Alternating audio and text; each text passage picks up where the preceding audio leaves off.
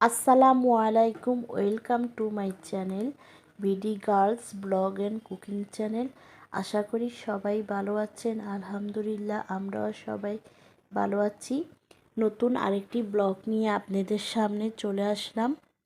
রমজানের আর বেশি দিন বাকি নেই, এখন থেকেই রমজানের প্রস্তুতি শুরু। তো আমি আজকে কি প্রস্তুতি নিয়েছি কয়দিন ধরে সেগুলো আপনাদের সাথে শেয়ার করলাম। আশা করি ভিডিওটি আপনাদের কাছে ভালো লাগবে।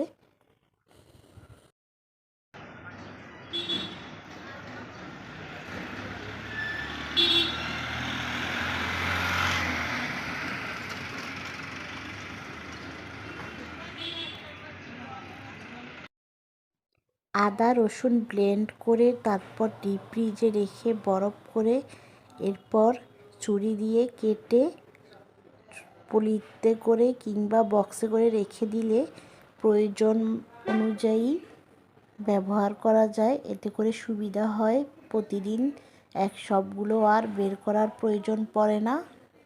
বিশেষ করে আমি এই পদ্ধতিটা অনুসরণ করি, এতে করে আমাদের সময়ও বাঁচে, সুবিধাও হয়।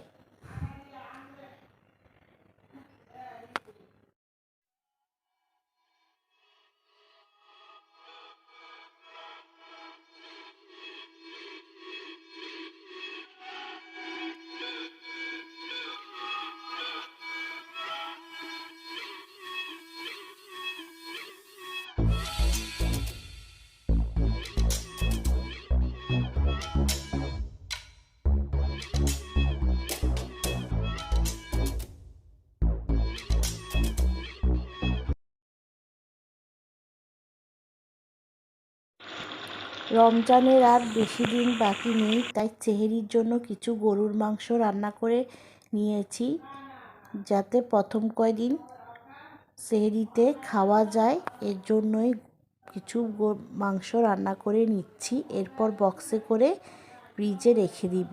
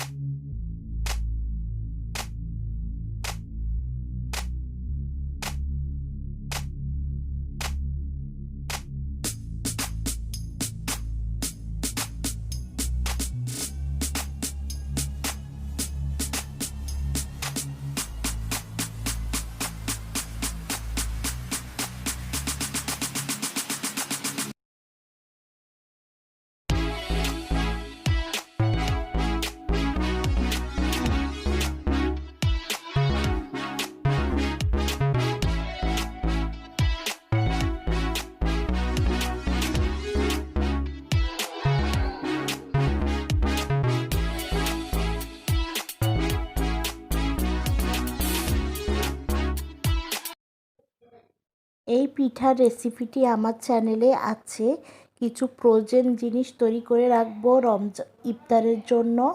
প্রতিদিন ইফতার তৈরি করা সম্ভব নাও হতে পারে, এর জন্যই সময় বাঁচানোর জন্য এখানে কিছু ফ্রোজেন পিঠা তৈরি করে নিচ্ছি। এই পিঠাগুলো তৈরি করার পর এগুলো ডিপ ফ্রিজে রেখে এরপর 2 ঘন্টা ডিপ ফ্রিজে রেখে এরপর প্যাকেটে করে রেখে দিব।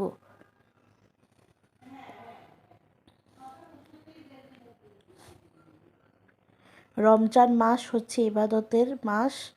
এই সময় কাজগুলো যত তাড়াতাড়ি গোছানো সম্ভব ততই আমাদের জন্য ভালো হয়। এতে করে আমরা ইবাদতে মন দিতে পারি এবং কাজগুলো যদি আমরা আগে থেকে একটু গুছিয়ে নিই, এতে করে আমাদের সময়ও বাঁচবে। এখানে মুরগির জাল পিঠাগুলো আমি তৈরি করে নিচ্ছি।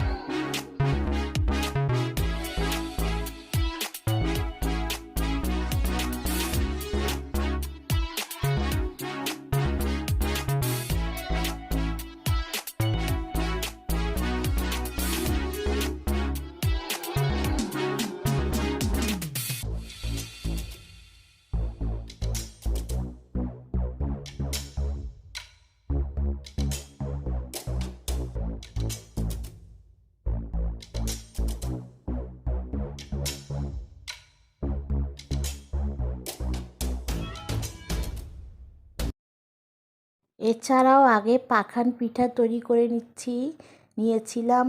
তারপর আরও বিভিন্ন রোলস সমুচা তৈরি করে নিয়েছিলাম। এখানে বাদাম কিশমিশগুলো ভালোভাবে বয়ামে করে রেখে দিব। চীনা বাদামগুলো ভালো করে খোসা ছাড়িয়ে নিচ্ছি। সেমাই জর্দা পিন্নিতে দেওয়া যাবে।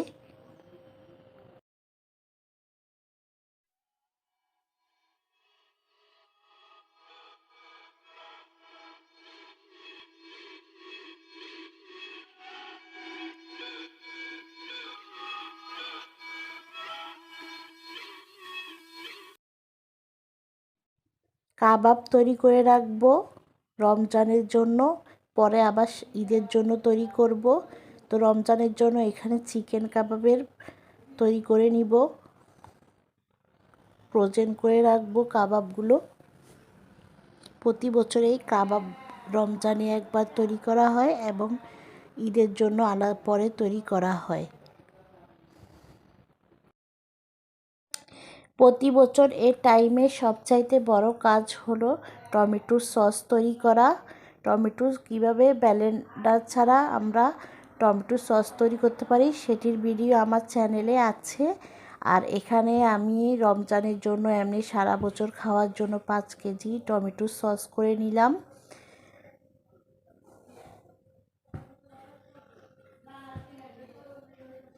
বাইরে থেকে টমেটোর সস কেনার থেকে ঘরে তৈরি করা আমাদের স্বাস্থ্যের জন্য ভালো।